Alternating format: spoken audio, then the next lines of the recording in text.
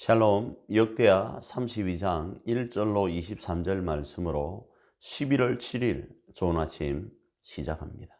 이러므로 히스기야 왕이 아모스의 아들 선지자 이사야와 더불어 하늘을 향하여 부르짖어 기도하였더니 여호와께서 한 천사를 보내어 아수르 왕의 진영에서 모든 큰 용사와 대장과 지휘관들을 멸하신지라. 아수르 왕이 낯이 뜨거워 그의 고국으로 돌아갔더니 그의 시내 전에 들어갔을 때에 그의 몸에서 난 자들이 거기서 칼로 죽였더라.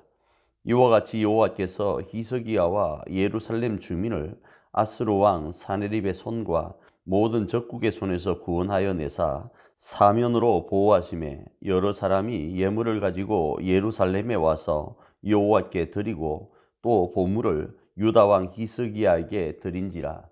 이후부터 히스기야가 모든 나라의 눈에 존귀하게 되었더라. 오늘 우리가 살펴볼 말씀은 역대하 32장 1절로 23절의 내용인데, 히스기야가 25세의 왕이 되어서 29년을 통치하는 기간 동안 여호와 보시기에 정직히 행하였습니다. 그리고 선대왕이 부정케 했던 성전을 정결케 하고 하나님과의 관계를 회복해 가죠. 이런 상황 속에서 우리가 금요일 날 하나님께서 히스기야로 형통하게 하시는데 그 형통의 모습이 어떠한지를 기대하고 있었습니다. 그 기대의 내용이 오늘 본문의 내용인데, 그런데 오늘 본문은 우리의 기대와 다르게 아수르의 왕 산헤립이 이 유다를 쳐들어옵니다. 이러할 때 히스기야가 물의 근원을 막고자 방백들의 도움을 받게 됩니다. 그리고 백성들을 향하여 말로 강하고 담대하라고, 놀라지 말라고, 두려워하지 말라고 이야기를 하면서 우리와 함께 하시는 이는 아수르와 함께하는 이보다 크심을 이야기합니다.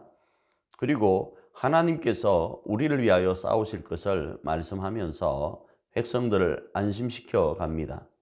그런데 이러할 때 사네립이 이스라엘 백성들을 향하여서 이스라엘의 말로 근거 있는 주장을 펼칩니다. 아수르의 왕인 이 사네립은 계속적으로 주변국과의 싸움에서 승승장구하고 있었습니다. 그리고 그 승승장구한 원인을 자신들의 신의 우월성에 두고 히스기야가 주장하고 있는 여호와 하나님의 우월성은 거짓될 뿐 아니라 자신들의 신에 비해서 약한 존재임을 이야기합니다. 이렇게 하나님을 비방하고 이스라엘을 향하여 급박해 나가자 히스기야와 이사야가 하나님께 기도하죠. 그때 하나님께서 이들의 기도를 들으시고 한 천사를 보내어서 아수르 군대를 혼란케 하고 패전하게 합니다. 그리고 사네립은 자신의 고국으로 돌아가서 자신에게서 난 자녀들로 인해서 죽게 된다는 것이 오늘 본문의 내용입니다.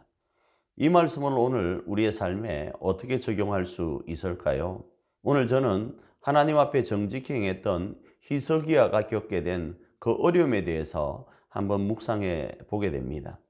하나님 앞에 이렇게 행하면 형통해야 되지 않을까요? 그런데 왜 아수르의 왕 사네립이 이 히스기야를 침범하게 되었을까요? 저는 이 부분을 히스기야가 29년이라는 왕위 가운데 있을 때 있었던 일로 정리하기를 원합니다. 하나님 앞에 정직히 오늘 행하고 하나님 앞에 정직히 행한 그 결과가 바로 내일이라는, 당장 내일이라는 그 시점에 주어지는 것이 아니라 엄청난 형통의 결과들이 계속 주어지다가 29년이라는 왕위 재위 동안에 이러저러한 일들이 있을 수 있다는 겁니다. 그 속에서 이런 어려움 가운데서도 하나님은 이 히스기야와 이사야의 기도에 응답하셔서 한 천사를 보내시는 것으로 저는 저 삶 가운데 적용하기를 원합니다.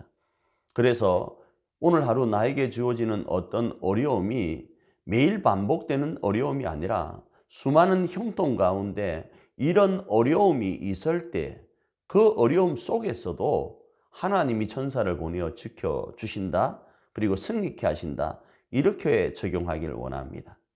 그리고 이 적용의 역사가 이 영상을 보면서 조화 가운데 있는 저와 여러분에게 적용되기를 축복합니다.